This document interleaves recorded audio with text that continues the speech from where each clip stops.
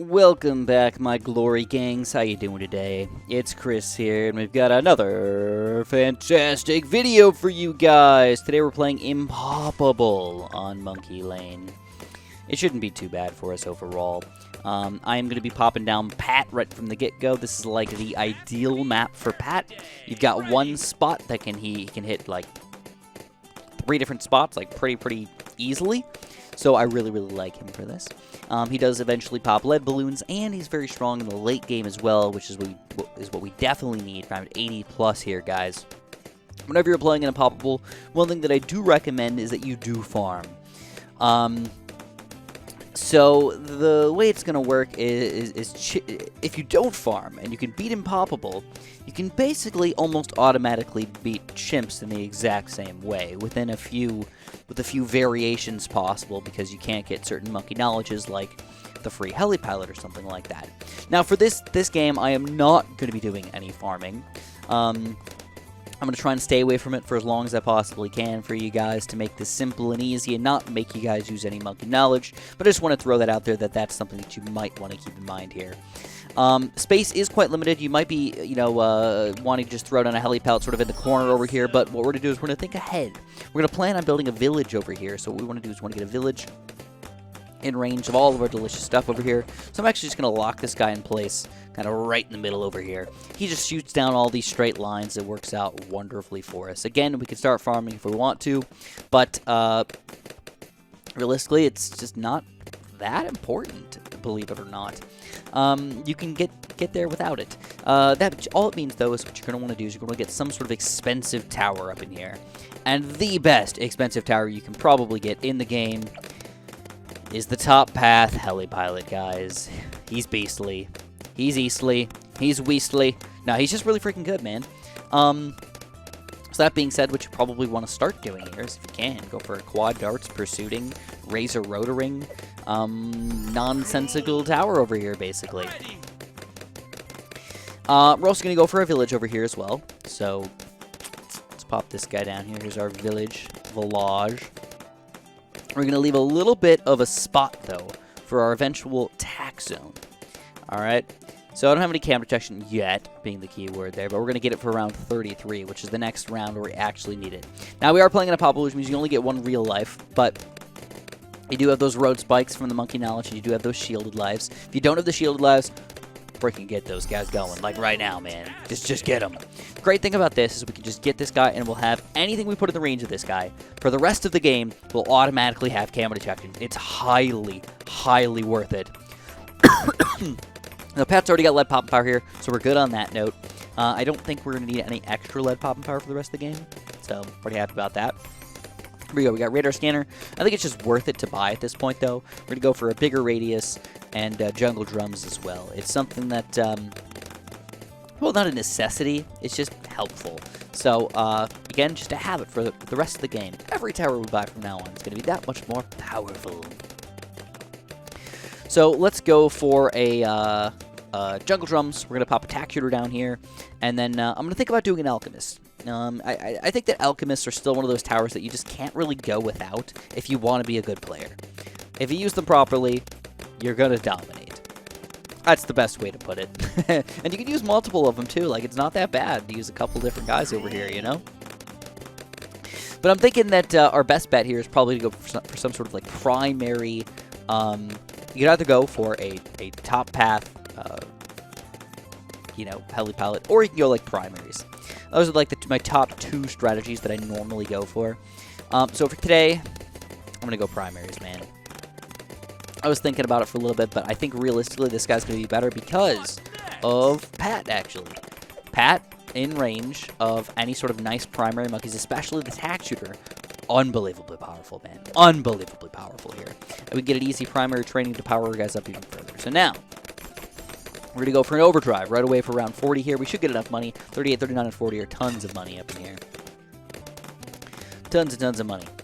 Another thing that you can do is if you don't want to farm but you want a bunch of extra money, a bottom path village is actually really freaking solid. Like trading this primary guy out for a bottom path. 3rd tier. Oh, crap.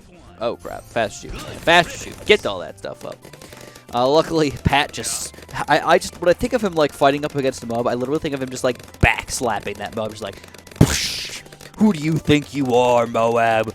And, like, I don't know, it feels so, so naughty, I guess, that, like, Pat just smacks those balloons and they go backwards. Like, oh, please don't hurt me, Pat. Not again, not again. And he's just, like, so happy about everything. He's just, like, smacking balloons around all happy, like. It's kind of weird, to be honest. To be straight with you. Alright, let's see. I think my best bet is to do this. We're going to go for just a nice, solid, stronger stem right next to our tax shooter over here. And we're going to save up for it. I think the tax zone is going to be our guy to go for. $28,000, so we're going to need him fairly quickly, but as long as we afford him before round 63, we should be good. But you're noticing, are we like just popping the balloons, or are we dominating the balloons? I would call it dominating.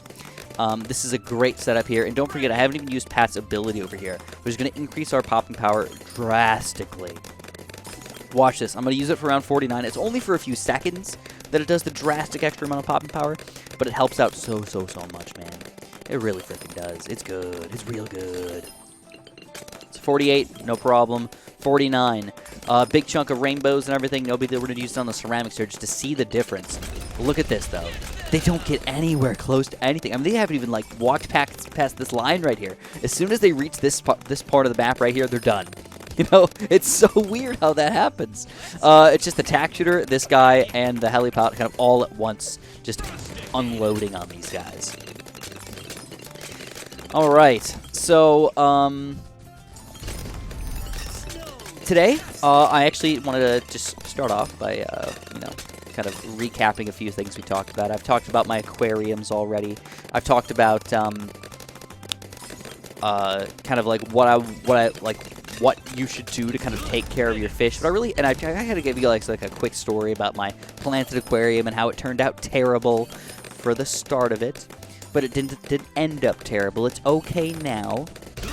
In fact, I've even done a good job of growing so many plants that I've even kind of separated those plants and put them into multiple tanks at this point. So now I have multiple planted tanks, which is kind of fun.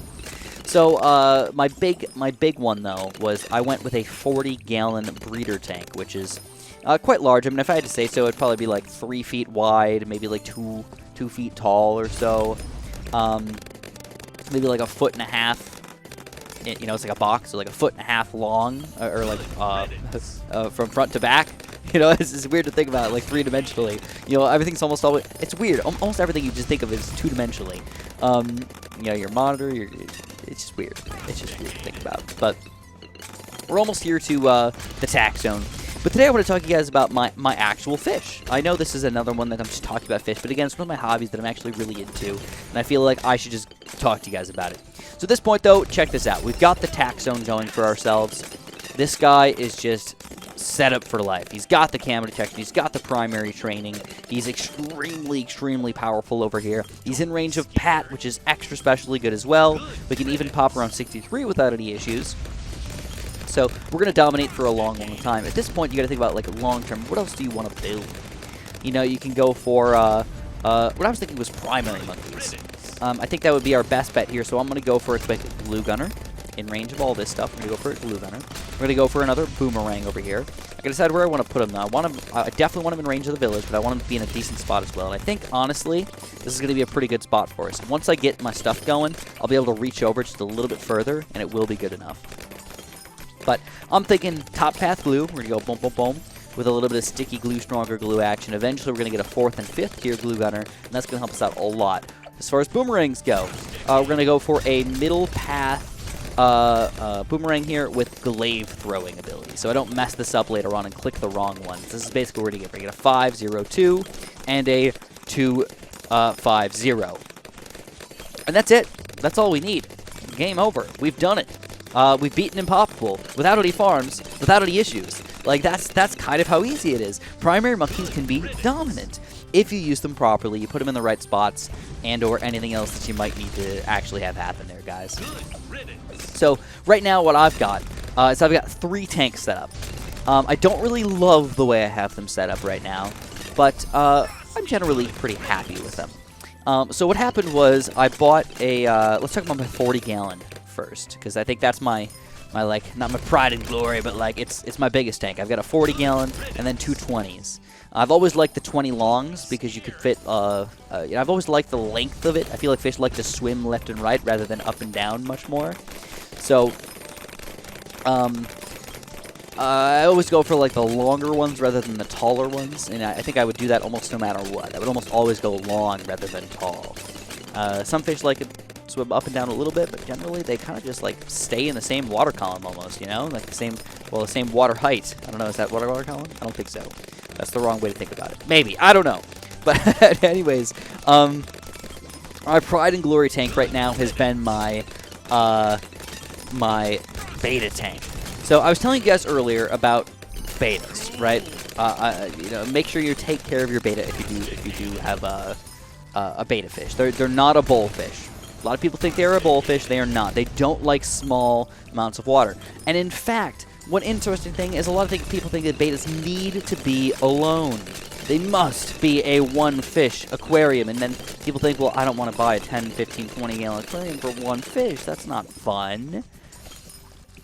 Well, surprise, surprise, most betas, it depends on their temperament a little bit. Most betas are completely cool in community tanks. They won't attack most of their fish. You could even, most of the time, you can even have like prettier fish in there. So you can have like, I've even seen people with like guppies and stuff like that in beta tanks. It's not 100% recommended, but if you've got like a secondary tank like ready just in case, it can be done. Again, it depends a little bit on your temperament of your beta, but generally, I've never had an issue with my beta attacking other fish. I've never done two male betas together, obviously. They tell you that you're not supposed to do that, but with other community-type fish, never had any issues, even with sort of bright, colorful ones. Don't chase them around, don't attack them, don't do anything, no fin biting or anything like that. But my current tank, what I've got, is actually a bunch of female betas. So what it's called is, I almost always want to call it a harem. It's not a harem, it's a sorority. I have a beta sorority. I know that sounds a little goofy, but what it is a group of female betas.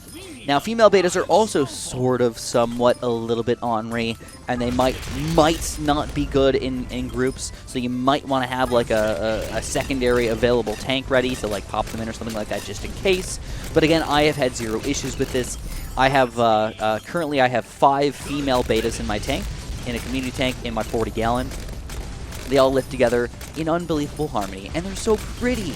That's what I like so much about them, is they're so pretty. Like, out of all the fish in existence, the coolest things about betas are that they come in so many different colors, shapes, sizes, and all that other stuff, you know? They always look fun to look at.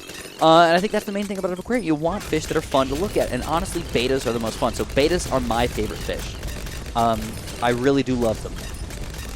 And I've got currently 5 female betas. But you got to watch out. One thing that female betas do, or at least betas in general do, is they jump. I've lost a couple betas to jumping. One day I left my lid open on my tank, and boop, they just jumped out. 2 of them jumped out. It was so sad, because you just find a dried up, crusty fish on the ground, and nobody likes that. Obviously, it's like scarring almost. You know, one time I heard a noise, and I walked downstairs, and I found a fish flopping around on the ground. It's like, holy crap, you really got to watch out for that. So you got to make sure you have like a nice lid or something like that. The only spot that I have open on mine right now is the filter locale, basically. Right where the filter is where I've got the sort of stoppage. So anyways, right now we're on round 89, we're on round 90 already, straight up dominating. We're going to go for turbocharge and then permacharge here. That's going to get us through the rest of this game here. What you're noticing is that the glue gunner deals with most of the balloons, but also does a pretty good job against the rest of the nubs and everything, where the Taxone just kind of does everything. He's just kind of an everything kind of guy. He does a lot of extra Pierce, he does a lot of Zoma God pop power, and then the great thing is Pat kind of keeps these guys all clustered together so we can pop them even longer. Against CDTs, though, probably my biggest weakness at the moment. I definitely have to watch out for those guys a little bit, and another thing is my permacharge doesn't really help out against CDTs either. So I'm a little worried, so what I'm going to do is I'm going to pop down a quick wizard. with Intense Magic and Monkey Sense. We're going to put him on Strong here. And we're just going to use Pat's abilities to make sure we got these guys covered, right? That's all we're going to do. We're going to make sure we got these guys covered. I think the Tax Zone's going to be strong enough against the DDTs, though. I'm really not worried that much. Here we go, round 99. Let's use Pat's abilities. Wait just a few seconds here. We're going to use Pat's abilities in just a second. Boom, boom. Oh, we don't even freaking need it, but let's do it anyways. Boom, Pat's ability. Pop everything to the max. That's why I love it, though. It's so good. If you ever run into any issues whatsoever, man, it's just game over. And there's my Arcane Spike for round 99 DDTs as well. Permacharge on round 96 here, dude. Domination. 97 too, no problem. Tax Zone just obliterates these guys. But yeah, my current tank is a 5 female beta, and I've also got some Tetras in there. I've got like a lot of fish are community fish. So when they say a community fish, usually you want a group of 6 of them or so. You know, you don't need to go too crazy with it, but usually a group of 6 or so. More than that's fine, but you don't want to overdo your fish either, you know? A lot of people just want to like overload and put like 5,000 fish on here in their tanks or something like that. That's really not the way to do it, you know? You want something a little bit more reasonable. Alright, well, round 100 here, guys. We're going to finish this off. Let's use our quick ability here. We're going to permacharge through these guys, and it's game over. We take it down on Impoppable, no farms whatsoever. Insta-monkey of an engineer. That's how you do it, baby. Alright, if you guys enjoyed, make sure you press that like button for me. Subscribe if you have not, and of course, have a super-duper delicious day.